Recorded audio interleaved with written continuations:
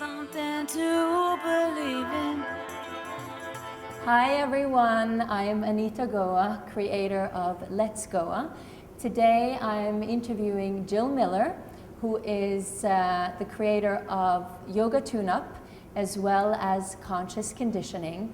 I have known Jill now probably for about 8 years.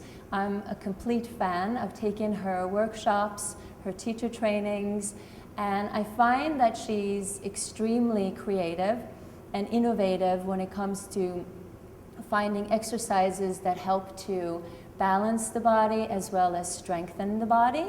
And one thing that she came up with are these yoga balls, or the yoga tune-up balls that she calls them. And we're going to do a routine that will help to release the upper back and neck area. And if you're like me, you probably feel quite a lot of tension in that area. So I hope you enjoy that. Namaste.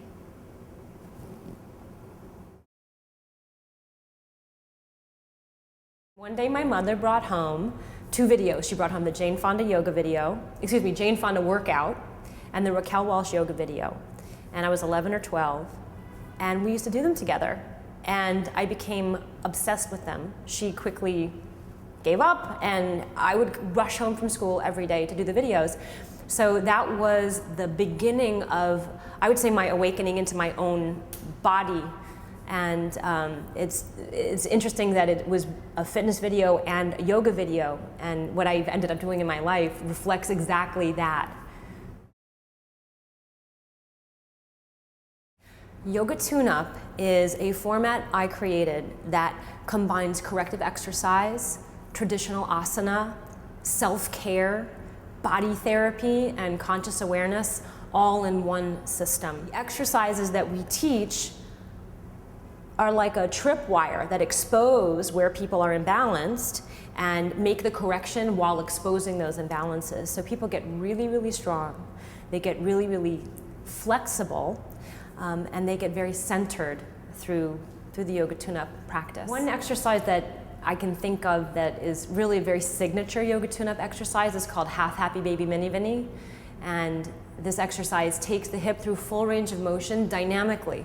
So in other words, we're isolating one hip and we're taking it through all the phases of movement that it can go through and helping to balance the muscles and tendons and connective tissues that support the hip. Yoga is awareness. Yoga is a way to bring awareness into everything you're doing, whether it's physical, mental, relational, spiritual. It's a method that helps you to permeate awareness into every level of your doings and every level of your being. I wouldn't really say that there's a versus in asana versus yoga. Asana in and of itself is a physical activity that relates to the awareness of yoga as a larger method of awareness. So the asana component is that physical awareness, the tissue awareness, the proprioception of where you are in space awareness. But I think you can't really distinguish your physical awareness from your mental or emotional awareness or well-being. So I think that there is really, while asana is considered to be a portion of yoga, one can get to profound stages of awareness through the tissue and through their physical practice. I'm a firm believer in owning your living tissue in order to own your own awareness. That the abdominal diaphragm is probably one of the most overlooked muscles in terms of its potential for keeping the spine and the nervous system in optimum condition. 3 exercises that specifically target the core and the abdominal diaphragm simultaneously. One is called, in Yoga Tune-Up, we call it the tubular core. So this is actually more of a physical concept of how to engage all the abdominal musculature and the abdominal diaphragm at once. 2 is a pose called Jatara Parivartanasana, variation 4. And that's a revolved abdominal pose. The revolved abdominal poses that I teach in Yoga Tune-Up integrate not only what's commonly known as your core muscles, your abs, but they also talk to the back of the body and the posterior abdominals. So it strengthens the entire wrapping of the abdominal core, and because it integrates the breath, it integrates abdominal strengthening, rather the abdominal diaphragm strengthening. And third exercise that I think is essential for anyone in terms of getting in touch with their abdominal diaphragm is something called Uddiyana Bandha, which is a deep diaphragmatic stretch. And when someone can access this deep diaphragmatic stretch, it also is a fast track towards the nervous system, especially down regulating the nervous system. So if someone can commandeer their abdominal diaphragm, they're actually going to be able to have a lot more control over the phases of arousal and unwinding in their moods, in their resting phase, in their emotions. Right now, what I like to do is almost entirely all of my practice with a great big Physio Ball. I'm obsessed with the Physio Ball right now, and so I'll do very novel poses with the Physio Ball and do arm stuff, leg stuff, core stuff, inversion stuff, a lot of breathing stuff with that ball. You know, if you ask me this question 1 year from now or 1 year ago, the answer would be very different. But my current practice right now is, I call it my fifth limb. It's like adhered to my body. I just can't wait to get to my big ball. Twisted triangle pose used to be a challenge for me when there was a time when I had a real problem with my SI joint. But the irony is that the twisted triangle pose was the correction that I needed for my pelvis. And now, a day doesn't go by that I don't do some variation of Parivrtta Trikonasana.